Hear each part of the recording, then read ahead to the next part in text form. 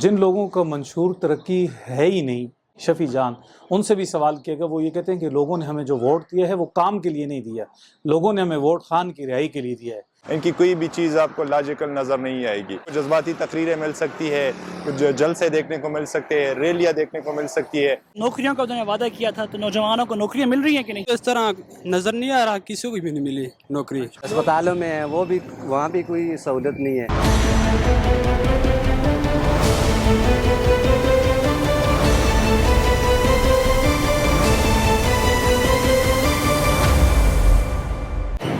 खैबर पख्तूनख्वा में पाकिस्तान तहरीक इंसाफ को हुकूमत करते 13 साल हो गए हैं।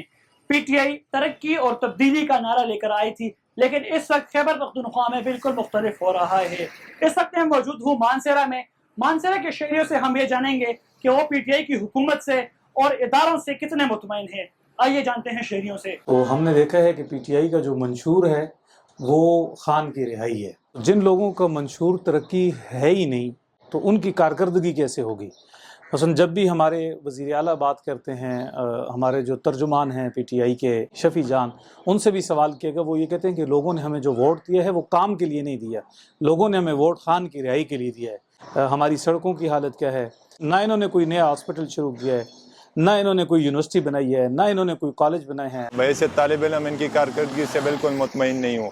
जहाँ तालीमी सूरत हाल देखे सूबे में, खेलों के शोबे को देखो या दूसरे किसी भी शोबे पे आप नज़र डालेंगे तो आपको वहाँ अनसेटिस्फेक्शन ही देखने को मिलेगी। आप ये जो पॉलिटिकल पार्टी इस सूबे को रन कर रही है, इनकी कोई भी चीज़ आपको लॉजिकल नज़र नहीं आएगी। हाँ, आपको जज्बाती तकरीरें मिल सकती है, कुछ जलसे देखने को मिल सकते हैं, रैलियाँ देखने को मिल सकती है, स्टेडियम में असेंबली इजलास हो सकते हैं जो कि वो नई चीज़ है बहुत, लेकिन कोई प्रैक्टिकल वर्क आपको देखने को नहीं मिलेगा। मुतमईन नहीं है जी, क्योंकि इधर ऐसे इलाके में ना इन लोगों ने कुछ किया है, नहीं हमारे सामने है इस तरह का कोई मामला।